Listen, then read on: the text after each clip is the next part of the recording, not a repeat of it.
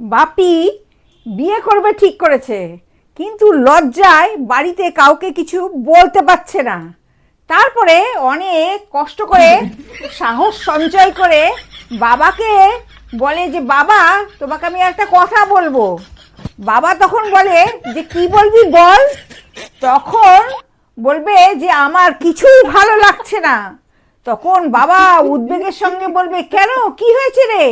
তখন বাপি বলবে আমি রাত্রিবেলায় ঘুমাতে পারি না, শুধু এপাশ ওপাশ করি।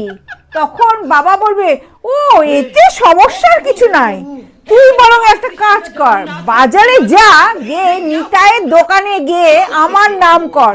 তখন বাপি বলবে নিতাই কি কোনো ডাক্তার?